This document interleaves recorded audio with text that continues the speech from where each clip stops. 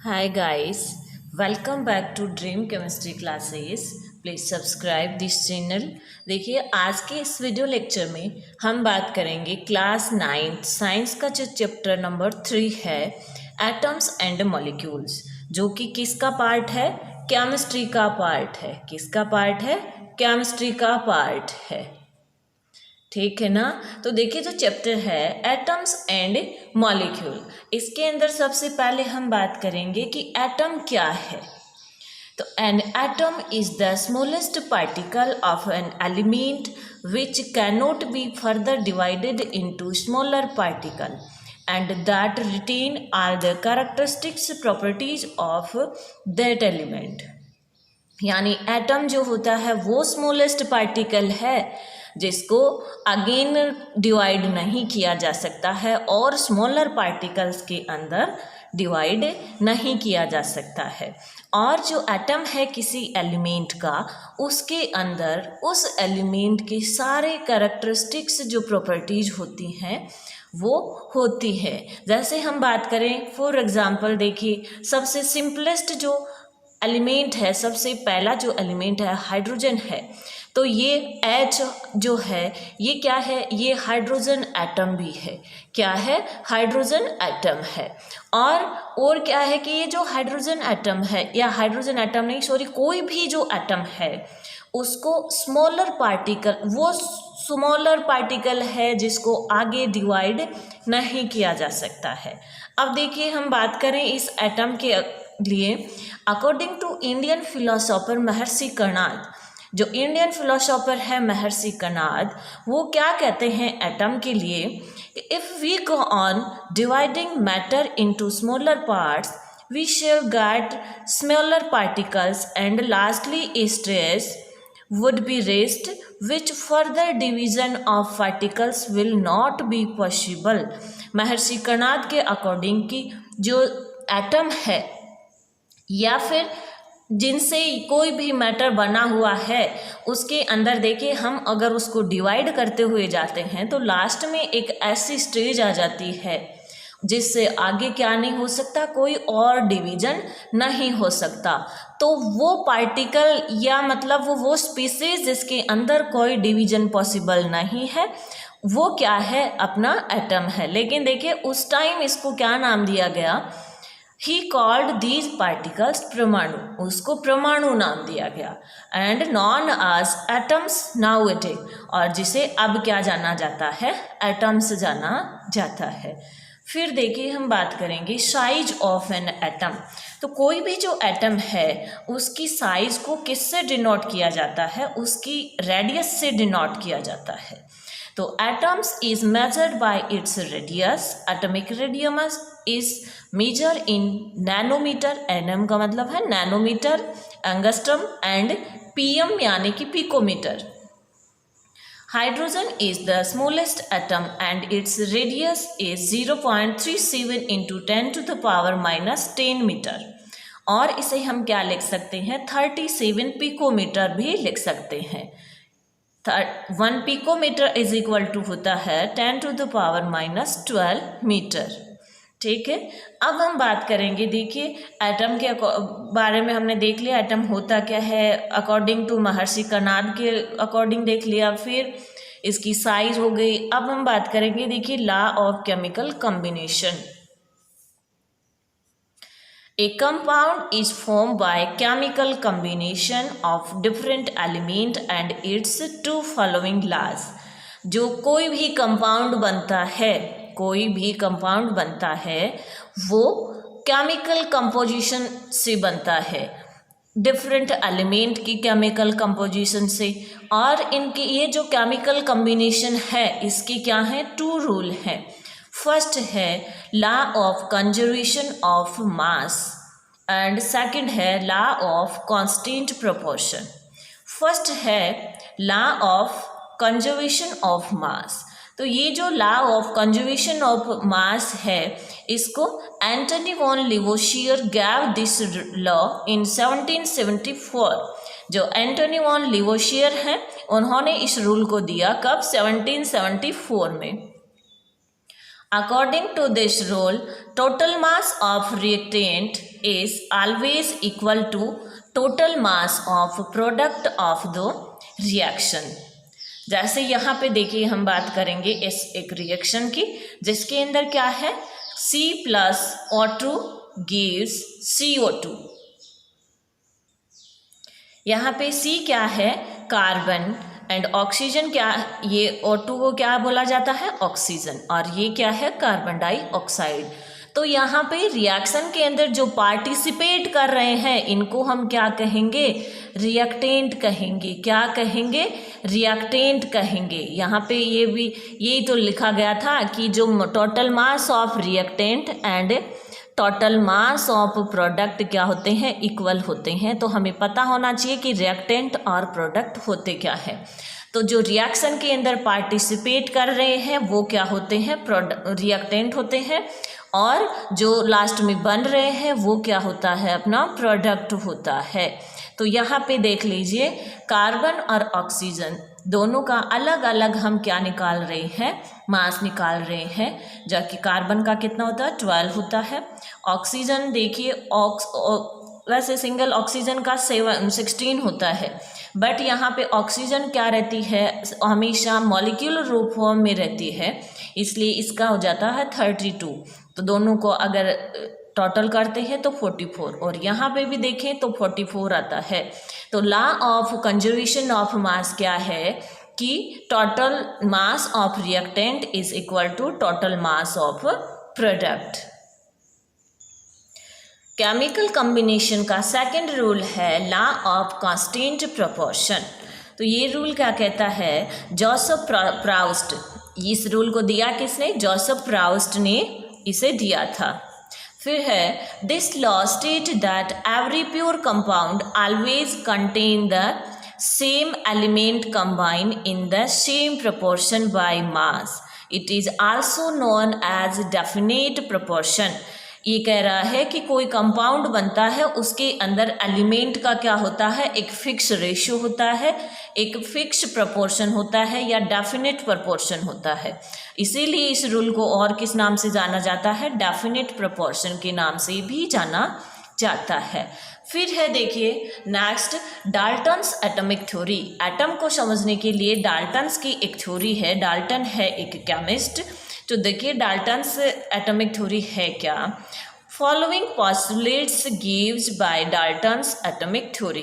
जो कुछ ये जो फॉलोइंग पोस्टुलेट्स हैं किसके बारे में, एक एटम के बारे में। तो देखिए जो डाल्टन्स एटॉमिक थ्योरी है उसका फर्स्ट पोस्टुलेट है element contain very small particle called atom.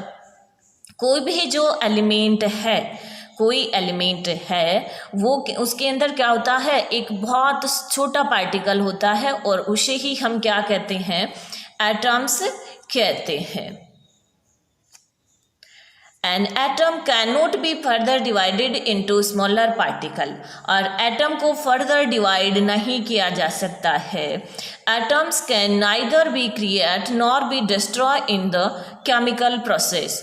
जितनी भी केमिकल प्रोसेस होती हैं उनके अंदर किसी एटम को ना तो क्रिएट किया जा सकता है और ना ही उसे डिस्ट्रॉय किया जा सकता है। क्रिएट मीन्स उसे बनाना और डिस्ट्रॉय मीन्स उसको नुकसान पहुंचाना या उसको ख़त्म करना।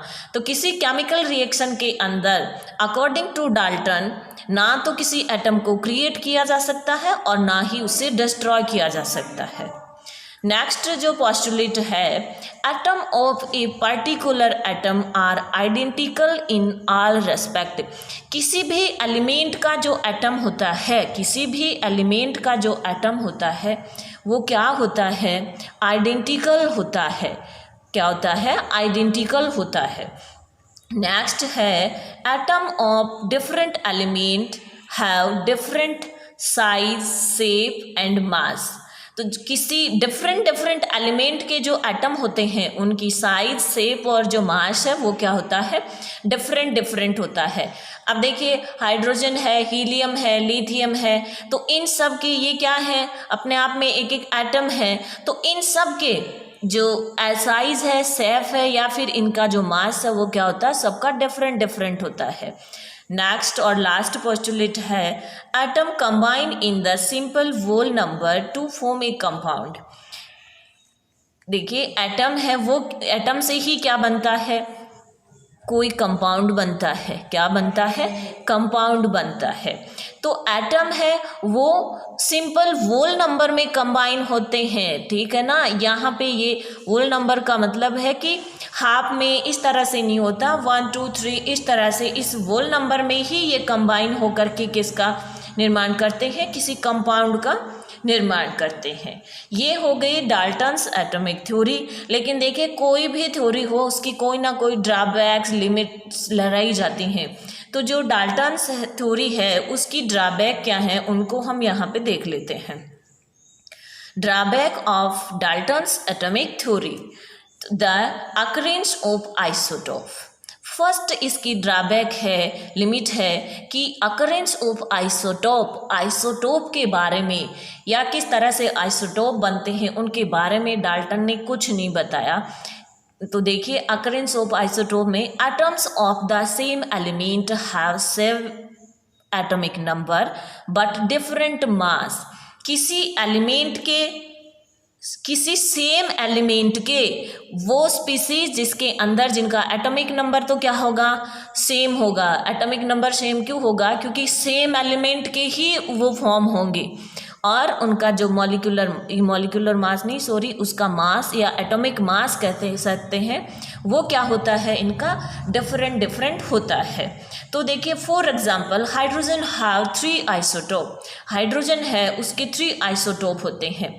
फर्स्ट इज 1H1 या इसको 1P1 से शो किया जाता है। सेकंड है 1D2, थर्ड है 1T3। फर्स्ट है प्रोटियम, सेकंड हो गया ड्यूटेरियम, थर्ड हो गया ट्राइटियम। यहाँ पे हम देख रहे हैं कि सेम हाइड्रोजन के आइसोटोप हैं तो इनका एटॉमिक नंबर क्या हो गया, सेम हो गया। लेकिन इसका देखिए जो ऊपर की तरफ लिखी हुई संख्याएं हैं ये क्या होती है, मास होता है। और यहाँ पे जो लिखा जाता है वो क्या होता है, एटॉमिक नंबर होता है। ये होता है इनका एटॉमिक नंबर। तो ये तीनों का सेम है बट इनकी जो मास है वो क्या है, अलग अलग है।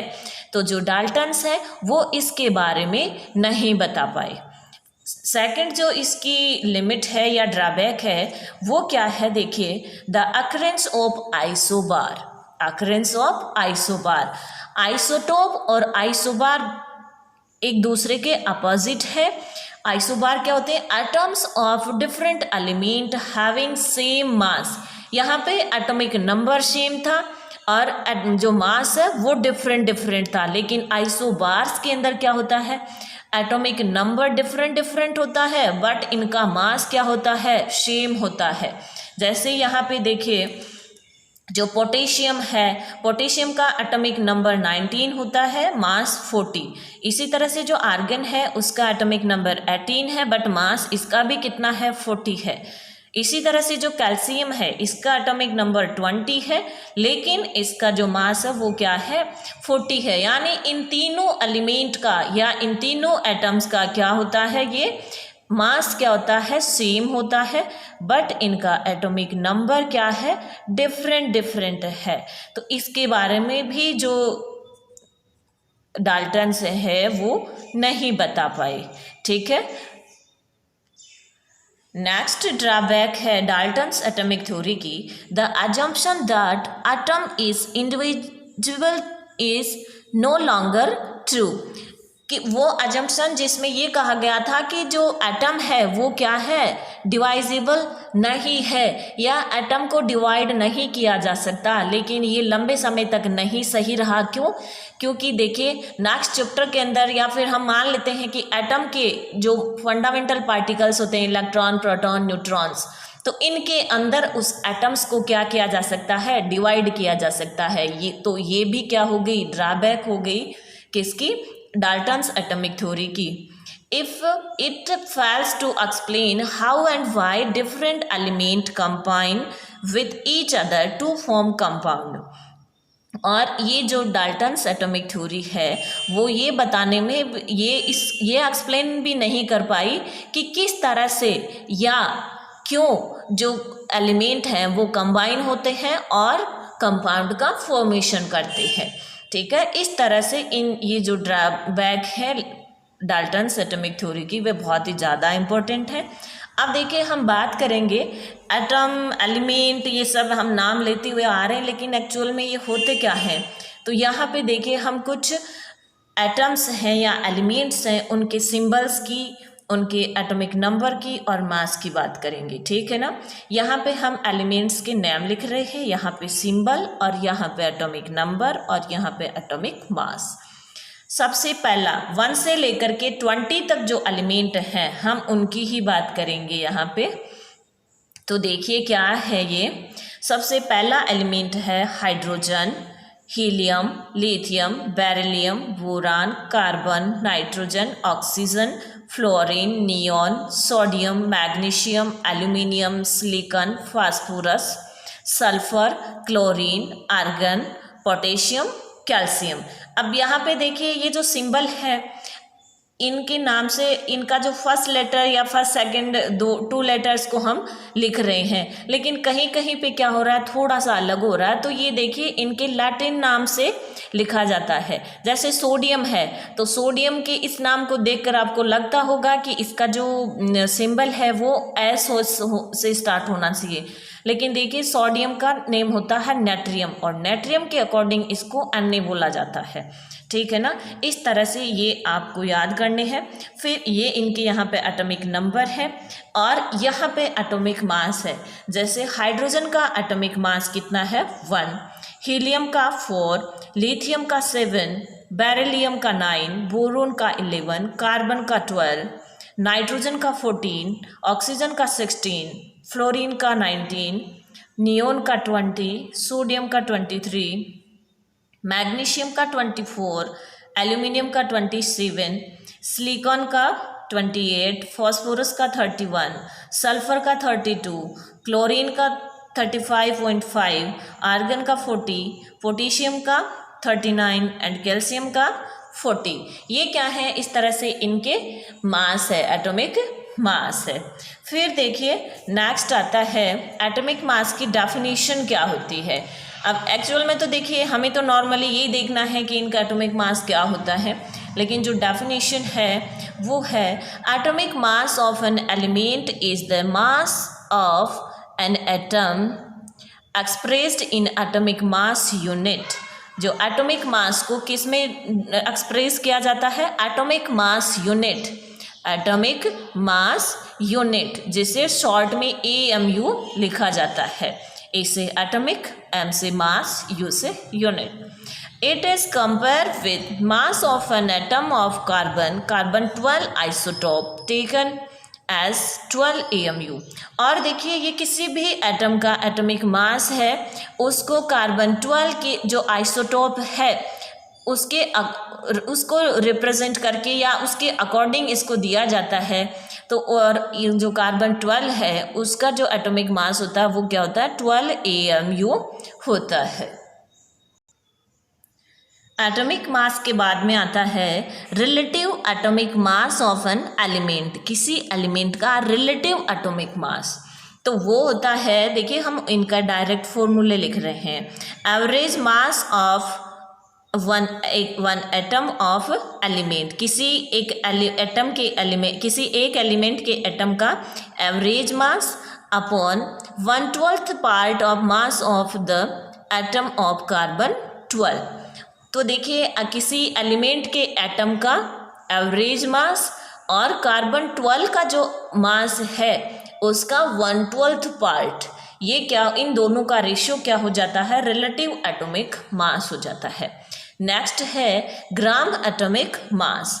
तो मास ऑफ एलिमेंट इन ग्राम, किसी एलिमेंट का मास किसके अंदर, ग्राम के अंदर, upon gram atomic mass of element in grams. तो इन दोनों का रेशियो, मास ऑफ एलिमेंट और gram atomic mass of an element, इन दोनों को जब ग्राम में लिया जाता है तब कौन सा मास आता है, ग्राम एटॉमिक मास आ जाता है। तो देखिए एटम क्या होगी, स्मॉलर स्पीसीज होगी जिसको आगे डिवाइड नहीं किया जा सकता है, या किसी मॉलिक्यूल या कंपाउंड का जो स्मॉलर पार्टिकल है या जो बिल्डिंग ब्लॉक्स हम कह सकते हैं किसी मैटर का, तो वो क्या है, एटम है। अब देखिए आगे आता है मॉलिक्यूल्स। क्या आता है? मॉलिक्यूल्स। तो a molecule is the smallest particle of an element और compound that has independent existence. तो कोई मॉलिक्यूल है वो किसी एलिमेंट का या किसी कंपाउंड का वो स्मॉलेस्ट पार्टिकल है जिसकी क्या होती है? एक इंडिपेंडेंट एग्जिस्टेंस होता है, उनका कोई स्वतंत्र अस्तित्व होता है। The molecule of element have one kind of atoms only। तो देखिए किसी एलिमेंट का जो मॉलिक्यूल होता है, यहाँ पर लैंग्वेज को ध्यान से देखिए, the molecule of element have one kind of atoms only. तो देखिए किसी एलिमेंट का अगर मॉलिक्यूल है तो वो क्या होगा? उसके अंदर सेम टाइप के एटम्स होंगे। जैसे देखिए H2, O2, N2, इस तरह से। तो H2 क्या है? ये हाइड्रोजन का मॉलिक्यूल है जिसके अंदर 2 हाइड्रोजन एटम है, सेम टाइप के एटम है। ऑक्सीजन मॉलिक्यूल, नाइट्रोजन मॉलिक्यूल, ठीक है ना। तो इनके अंदर ये क्या हो गए? किसी एलिमेंट के जब मॉलिक्यूल बनते हैं तो वहाँ पे सेम टाइप के एटम होते हैं। नेक्स्ट है the molecule of A compound contain 2 or more different type of atom chemically bonded together। अब यहाँ पे देखिए कह रहा है कि किसी कंपाउंड का जो मॉलिक्यूल होता है उसके अंदर 2 और मोर डिफरेंट टाइप के एटम्स भी हो सकते हैं, 2 और मोर डिफरेंट टाइप के भी हो सकते हैं। यहाँ पे एलिमेंट का मॉलिक्यूल था, एलिमेंट में सेम टाइप के एटम होते हैं, बट कंपाउंड के मॉलिक्यूल में क्या होते हैं? 2 और मोर यानी डिफरेंट टाइप के एलिमेंट भी हो सकते हैं। जैसे CO2 है, क्या है? CO2 है, तो इसके अंदर देखिए कार्बन है और O2 है, ऑक्सीजन। तो कार्बन और ऑक्सीजन डिफरेंट टाइप के क्या हो गए? यहाँ पे एटम्स हो गए। नेक्स्ट है देखिए मॉलिक्यूलर मास। अगर एटम्स का मास होता है तो एटॉमिक मास नाम देते हैं, किसी मॉलिक्यूल का मास होता है तो उसे मॉलिक्यूलर मास देते हैं, ठीक है ना। तो फॉर्मूले को देख करके हम उसका क्या निकाल सकते हैं? मास निकाल सकते हैं। तो यहाँ पे हम पहले इसकी डेफिनेशन देख लेते हैं।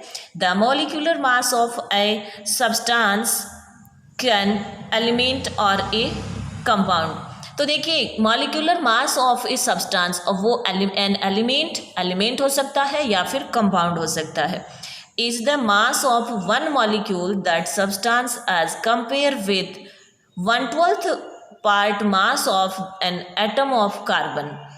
ये तो इसकी डेफिनेशन है। फिर देखिए the sum of the atomic mass of all atom called molecular mass.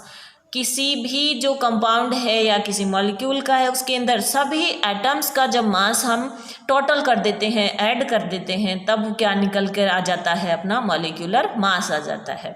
For example लेकर के देखते हैं हम। यहाँ पे देखिए जैसे ये क्या है? CaCO3, calcium carbonate. इसका नेम क्या होता है? Calcium carbonate, calcium carbonate. ये देखिए धीरे धीरे आप सीख जाएंगे। इसी चैप्टर के अंदर मैं फॉर्मूला डिराइव करना भी आपको बताऊंगी आगे। तो ये क्या है? Calcium carbonate. तो देखिए कैल्शियम कार्बोनेट के अंदर अलग अलग एटम्स को हम लिख लेते हैं। जैसे कैल्शियम हो गया, कैल्शियम को लिख दिया, प्लस कार्बन प्लस O3 यानी ऑक्सीजन कितने हैं? 3, तो 3 इंटू ऑक्सीजन, इस तरह से लिख दिया। कैल्शियम का यहाँ पे देखिए इन सब का एटॉमिक मास है, वो हम पीछे जो अपनी इंडेक्स थी उसके अंदर देख चुके हैं। तो कैल्शियम का कितना होता है? 40, कार्बन का 12 प्लस 3, ऑक्सीजन का कितना होता है? 16। तो ये 40 प्लस 12 प्लस इनको मल्टीप्लाई करेंगे तो 48। तो ये कितना आ जाता है? अपना 100 आ जाता है। इस तरह से इसका मॉलिक्यूलर मास हम निकाल सकते हैं। नेक्स्ट है देखिए CH4। CH4 को क्या नाम दिया जाता है? मीथेन नाम दिया जाता है। क्या नाम दिया जाता है? मीथेन नाम दिया जाता है। इसके अंदर देखिए 1 कार्बन है प्लस 4 हाइड्रोजन है। तो कार्बन का 12 प्लस 4 इंटू 1 जो कि किसका एटॉमिक वेट है? हाइड्रोजन का। ये कितना आ गया? 16U आ गया यूनिट। फिर है NH3। NH3 क्या होता है? देखिए अमोनिया होता है। क्या होता है? अमोनिया। अब जैसे जैसे ये फॉर्मूलेज आ रहे हैं आप इनको लर्न करते रहिएगा। अमोनिया, अब देखिए अमोनिया के अंदर 1 नाइट्रोजन प्लस 3 हाइड्रोजन, नाइट्रोजन का 14 प्लस 3 इंटू 1, तो ये कितना आ गया 17 यू आ गया। फिर है नेक्स्ट H2 मॉलिक्यूल, क्या है H2 मॉलिक्यूल। तो H2 के अंदर क्या है 2 हाइड्रोजन एटम है, तो 2 इंटू हाइड्रोजन, और 2 इंटू हाइड्रोजन का मास कितना होता है 1, तो इसका कितना आ जाता है 2। इसी तरह से ये क्या है ऑक्सीजन मॉलिक्यूल, क्या है ऑक्सीजन मॉलिक्यूल, तो 2 इंटू ऑक्सीजन, और ऑक्सीजन का हम जानते हैं 16 होता है, और इसको 2 से मल्टीप्लाई करेंगे तो 32। इसी तरह से Cl2 यानी कि क्लोरीन मॉलिक्यूल, तो 2 इंटू Cl, और Cl का कितना होता है 35.5, तो इनको मल्टीप्लाई करेंगे तो 71 आ जाता है। फिर है देखिए CH3OH, ये क्या होता है मैथेनॉल होता है, क्या होता है मैथेनॉल होता है, जो कि क्या है एक अल्कोहल है, क्या है अल्कोहल है।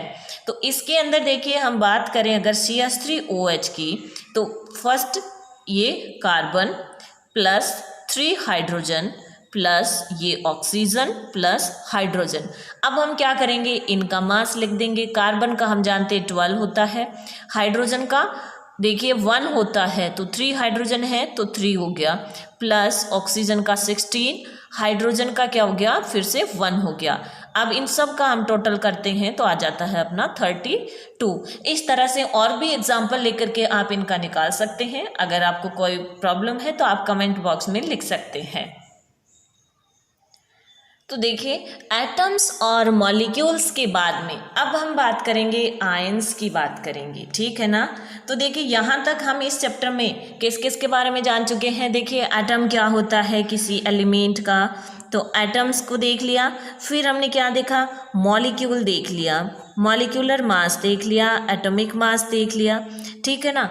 अब इसके बाद में हम बात करेंगे कि आयंस क्या होते हैं, आयंस क्या होते हैं। तो देखिए जो आयन है नाम से पता चल रहा है कि कोई चार्ज्ड स्पीसीज है, तो an ion is a charged, अच्छा ये यहाँ पे आयन नहीं लिखा मैंने, an ion is a charged particle that can be positive और नेगेटिव इन चार्ज।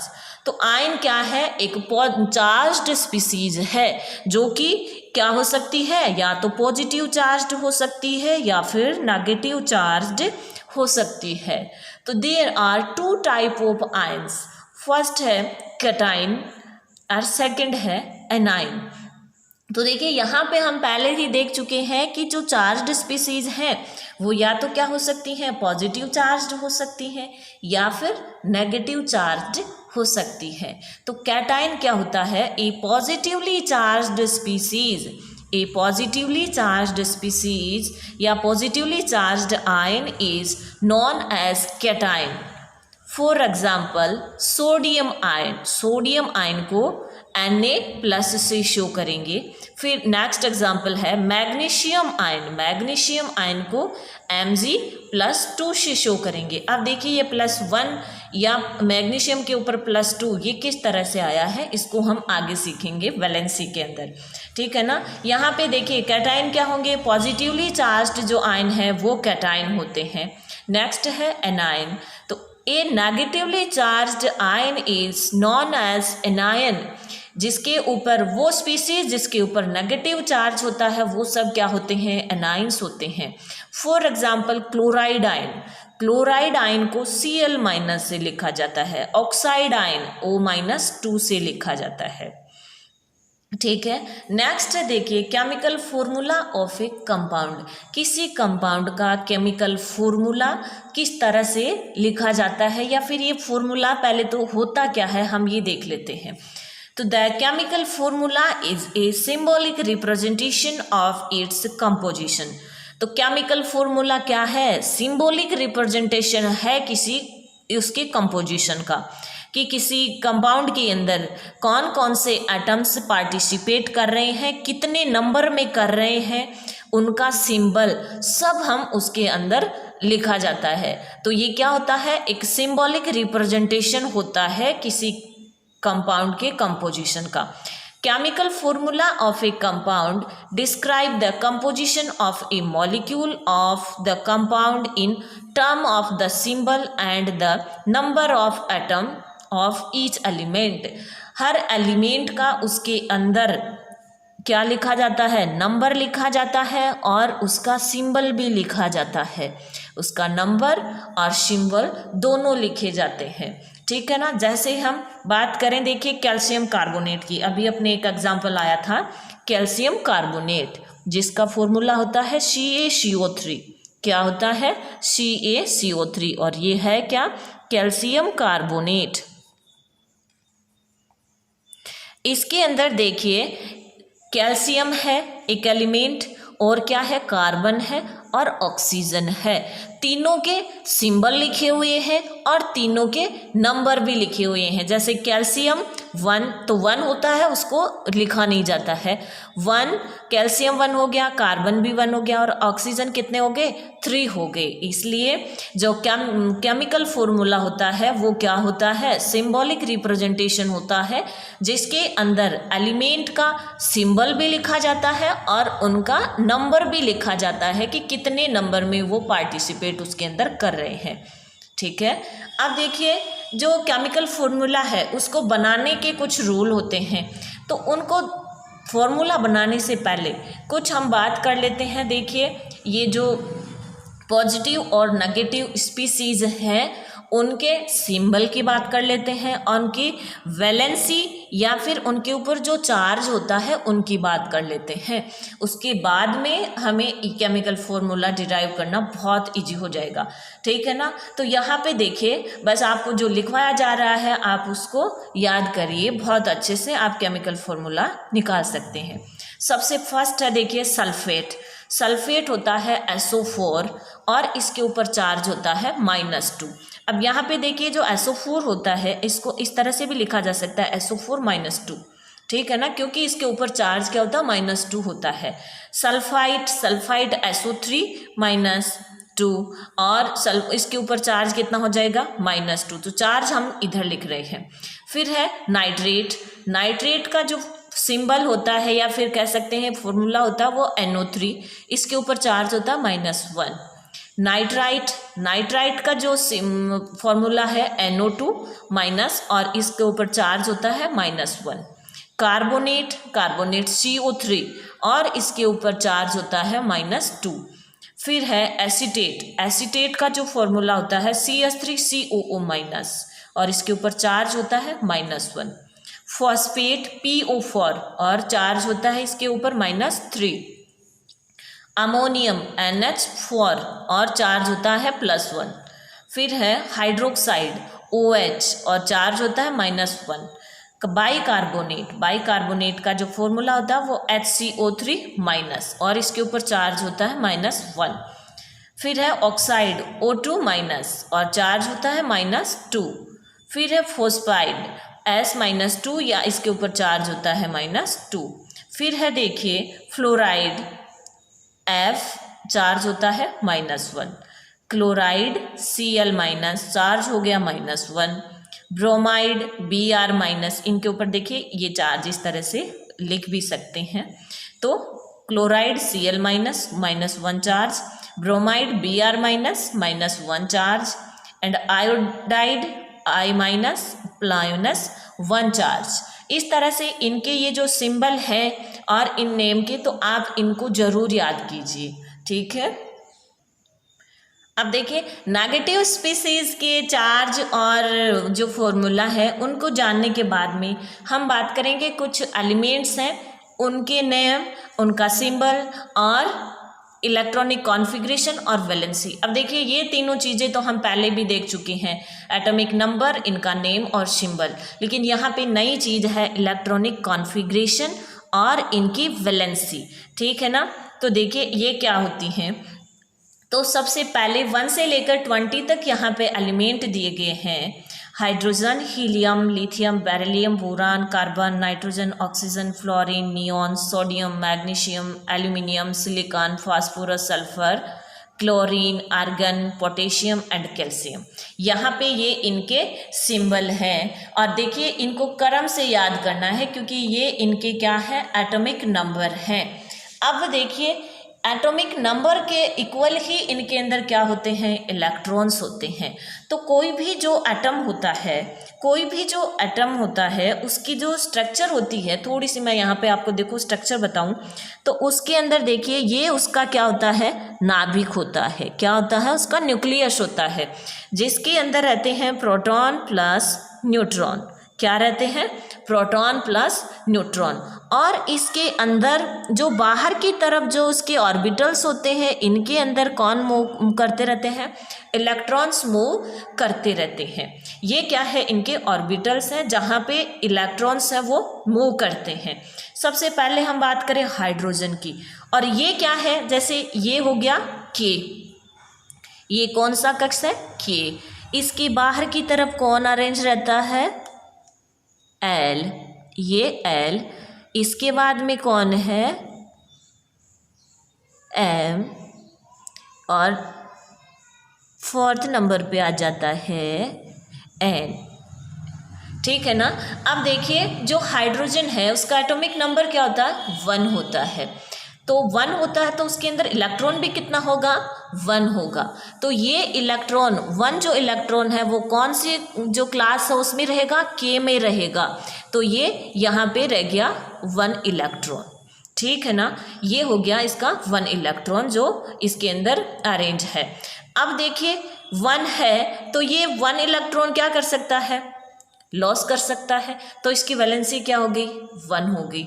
अब देखिए ये जो इलेक्ट्रॉन लॉस करना है, गेन करना है, ये किस पे डिपेंड करता है, ये इनकी स्टेबिलिटी। कोई भी जो एलिमेंट है वो अपनी स्टेबिलिटी में रहना चाहता है, ठीक है ना। तो स्टेबिलिटी में रहने के लिए ये क्या करते हैं, इलेक्ट्रॉन लॉस और गेन करते हैं। जो हीलियम है वो क्या होता है, एक स्टेबल कॉन्फ़िगरेशन होता है। क्या होता है, स्टेबल कॉन्फ़िगरेशन होता है। तो हीलियम के अंदर 2 इलेक्ट्रॉन हैं और ये 2 इलेक्ट्रॉन इस तरह से अरेंज रहते हैं 1 और 2।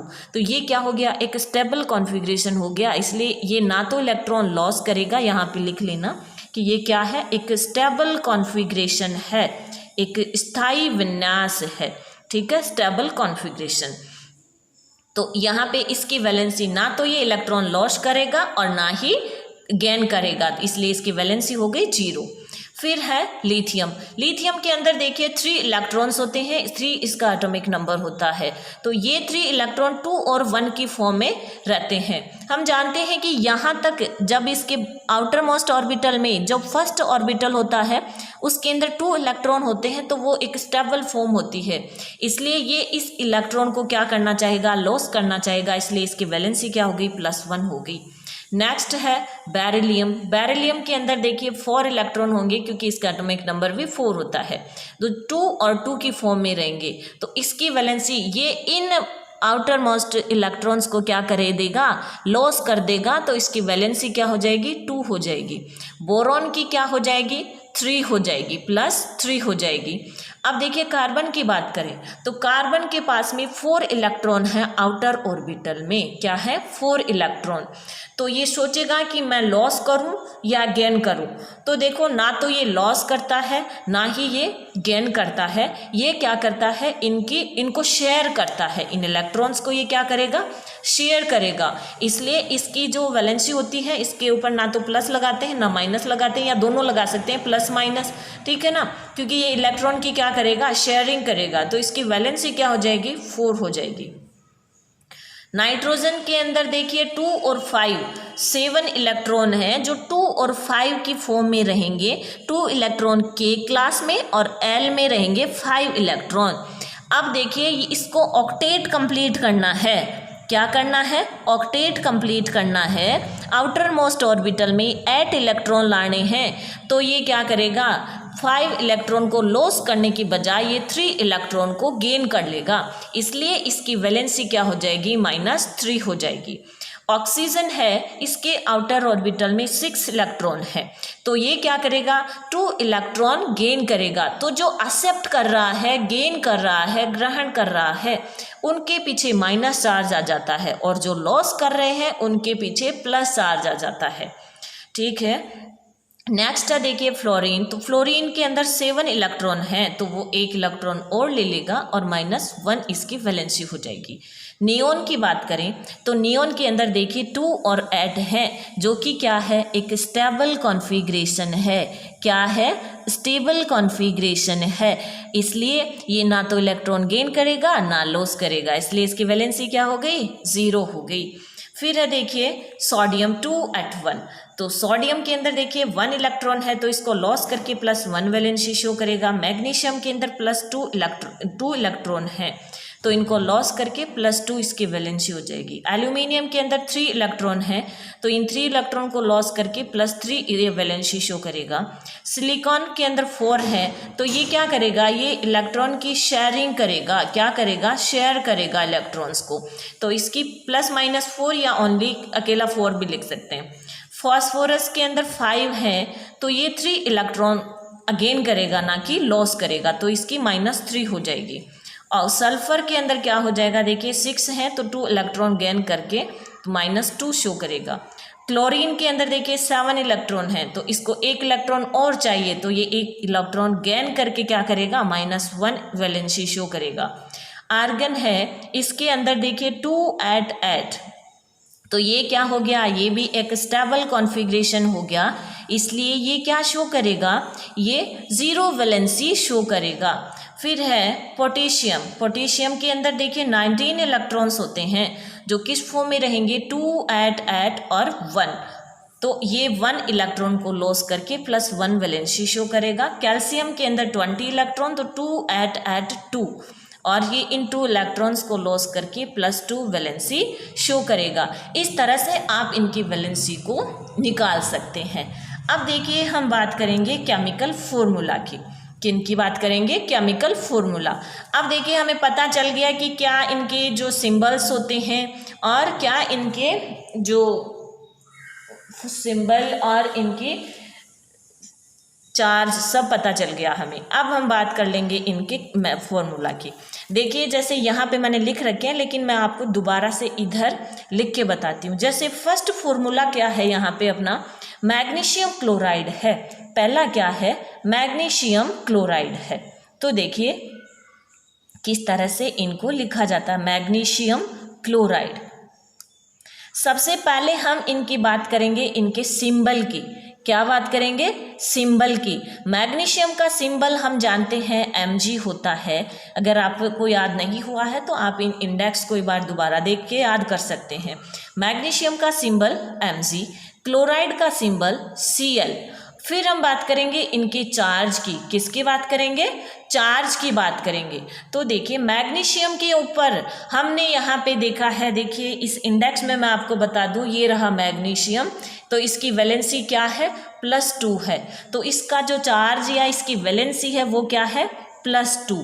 और Cl की कितनी है, -1, हमने लास्ट पेज पे देखा था, इसकी क्या होती है, -1। अब देखिए क्या होता है, ये जो यहाँ पे चार्ज होता है उसको इस तरफ ले जाते हैं, यहाँ वाले चार्ज को यहाँ ले जाते हैं। ठीक है, तो यहाँ पे हम लिख देंगे इनका फॉर्मूला। क्या लिख देंगे, फॉर्मूला। तो देखिए Mg ये 1 है, तो 1 को शो नहीं करते, तो ये Mg हो गया। फिर Cl लिखेंगे, Cl के नीचे क्या लगा देंगे, 2 लगा देंगे। क्या लगा देंगे, 2। तो ये क्या हो गया, इसका फॉर्मूला हो गया। नेक्स्ट है कैल्शियम ऑक्साइड। कैल्शियम ऑक्साइड, सबसे पहले हमने क्या लिखे, इनके सिंबल लिख दिए। कैल्शियम का सिंबल Ca, ऑक्साइड का O। फिर देखिए यहाँ पे कैल्शियम पे चार्ज होता है +2, ऑक्सीजन पे होता है -2। अब हम क्या करेंगे, ये जो चार्ज है इसको यहाँ ले आते हैं और इस चार्ज को यहाँ ले जाते हैं। तो देखिए दोनों के ऊपर सेम चार्ज है, तो कैंसिल आउट हो जाता है, तो यहाँ पे हम लिख देंगे CaO। ये हो गया कैल्शियम ऑक्साइड का फॉर्मूला। नेक्स्ट है एल्यूमिनियम क्लोराइड। तो देखिए इनका सिंबल लिखें, एल्यूमिनियम का सिंबल Al, क्लोराइड का सिंबल Cl। हम जानते हैं, देखिए यहाँ पे हमने देखा है कि एल्यूमिनियम पे जो चार्ज होता है वो कितना होता है, +3। देखिए चार्ज और वैलेंसी सेम ही चीज़ होती है, तो इसकी वैलेंसी 3 क्यों होती है, क्योंकि इसके आउटर मोस्ट में 3 इलेक्ट्रॉन है, ये इनको लॉस करके क्या कर सकता है, +3 वैलेंसी शो करेगा। तो +3 Cl पे -1 चार्ज होता है। -1 क्यों होता है? देखिए ये 1 इलेक्ट्रॉन को गेन करके यहाँ पे ऑक्टेट कंप्लीट कर लेता है, तो -1। फिर हम क्या करेंगे, इसको इधर भेज देते हैं और इसको यहाँ पे भेज देते हैं। तो Al के पास में 1 आएगा, यानी Al1 को लिखते नहीं है। फिर Cl के नीचे क्या लगा देंगे, 3 लगा देंगे, AlCl3। नेक्स्ट है देखिए कॉपर नाइट्रेट। क्या है? Copper nitrate. तो जो कॉपर नाइट्रेट है इसके अंदर सबसे पहले हम इनके सिंबल लिख लेते हैं। कॉपर का सिंबल Cu, नाइट्रेट का सिंबल NO3। अब इनके ऊपर चार्ज, कॉपर के ऊपर +2 चार्ज होता है, नाइट्रेट के ऊपर -1 चार्ज होता है। तो यहाँ पे इस चार्ज को इधर ले जाते हैं और इस वाले चार्ज को इधर ले जाते हैं। तो Cu और NO3 का होल ट्वाइस। 1 है तो 1 को लिखते नहीं है और यहाँ पे 2 आ रहा है तो इसको लिख देते हैं। फिर है कैल्शियम कार्बोनेट। तो देखिए कैल्शियम का जो सिंबल है Ca और कार्बोनेट का CO3। कैल्शियम पे चार्ज +2, CO3 पे -2। तो इन दोनों को सेम टू सेम लिख देते हैं, क्योंकि सेम चार्ज है दोनों पे तो वो कैंसिल हो जाता है। CaCO3 क्या हो जाता है इसका फॉर्मूला। नेक्स्ट है कैल्शियम हाइड्रोक्साइड। तो कैल्शियम का जो सिंबल Ca, हाइड्रोक्साइड का OH। कैल्शियम पे होता है चार्ज +2, हाइड्रोक्साइड पे होता है -1 और इस चार्ज को फिर यहाँ ले जाते हैं और इस वाले को इधर ले जाते हैं हाइड्रोक्साइड के आगे। तो ये देखिए CaOH का होल ट्वाइस। ठीक है, इस तरह से ये जो अपना चैप्टर था एटम्स एंड मॉलिक्यूल, इसके अंदर देखिए हमने एटम्स पढ़ लिया, फिर मॉलिक्यूल्स पढ़ लिया, आयंस पढ़ लिए, किस तरह से किसी कंपाउंड का केमिकल फॉर्मूला हम डिराइव कर सकते हैं, वैलेंसी, बहुत सारी चीज़ें देखी हैं। आप इस चैप्टर को देखिए, इसके नोट्स बनाइए और अगर आपको कोई प्रॉब्लम है तो आप कमेंट बॉक्स में लिख सकते हैं। Thank you.